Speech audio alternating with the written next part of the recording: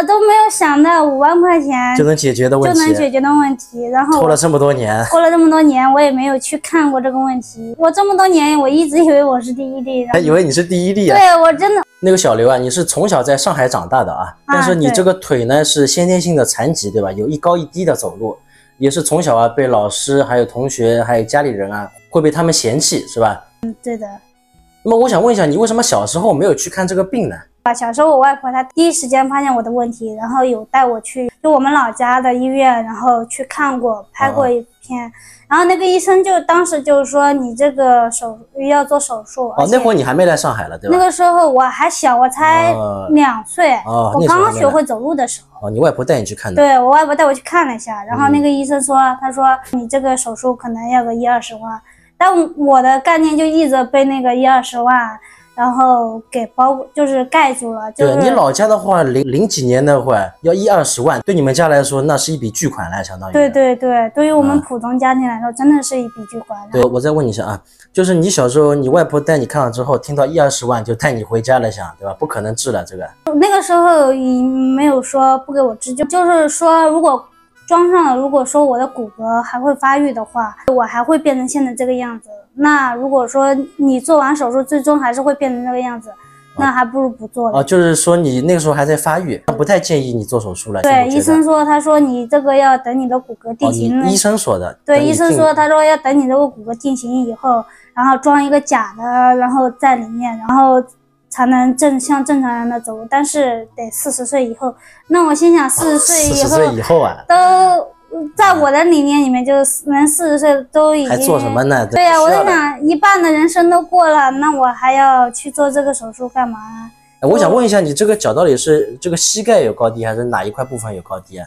就是膝盖没有高低，你看膝盖是平的，它是这个位置有高低。这个是腿的有长短是吧？就是腿的长短有。而且你这个还是一个脚里面垫过东西的，还有这么明显的长短的。对，不垫的话估计更明显了。对。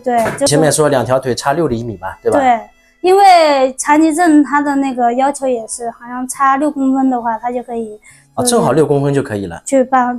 就是这22年来也没有再去医院检查过这个腿的真正问题。对，自己没有去真正的去看一下这个问题。然后那天就是也通过刷到一个博主，受到他的启发，然后他那个时候他都帮他就是坐轮椅。那个博主是坐轮椅的。对，然后就他逆袭把自己，然后只有25%的可能站起来，然后他就是25%去做手术了，成功了，对，受到了他的启发。那他应该还比你严重了，他都是不能走路的。对，他是3级好像残疾人是吧？然后他现在做手术，现在能正常的走路了，就受了他的启发，然后也想去试一试。对，我也想去试一试，就是说去解决一下我这么多年的疑惑。后来他陪我一起去。哪个医院？上海？就新华医院。新华医院。检查了些什么呢？就是检查拍了一个片子，然后看了一下我这个臀部这个位置，然后里面是缺了一样东西。缺了什么东西啊？一个骨头。就是骨碗。骨碗。对，医生当时就说你这个就叫高脱。高脱。对，就叫高脱，要做那个置换手术。就是他说除去上海这边的医保的话，大概费用会在5万左右，但是你要考虑到后期康复什么的，肯定估计6-7万左右吧。那就是全部的费用。6-7万左右，那比你老家那个还要便宜了，对吧？对呀，我都没有想到5万块钱就能解决的问题，然后拖了这么多年，我也没有去看过这个问题，真的有的时候。你这个检查费花了多少啊？就这个检查费只花了110块钱。110块，咱就拍了个什么 X 光还是 CT 的？就是那个影像片。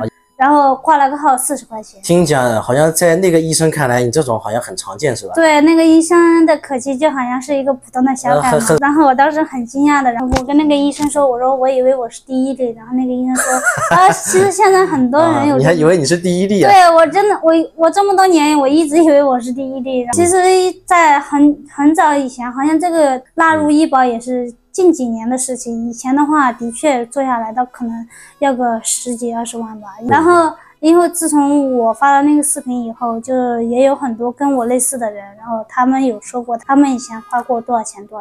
有很多人跟你有这样的经历的，实际上。对。那我想问一下，你小时候那个医生跟你说你40岁以后才能做，这个医生呢？他说你现在都多大了，你还哪会长骨骼？对呀，都不会发育了啊。他说有跟你一样的情况，很多人他说做完手术都成功，有很多都成功了。你现在的心情应该是舒了一口气了啊。是的，算是解答了我这么多年，是舒了一口气。我感觉你现在还不晚发现的，对吧？如果真的等到30多40岁了才发现自己能做的话，会更后悔，估计。对，可能比现在还要后悔很多。现在。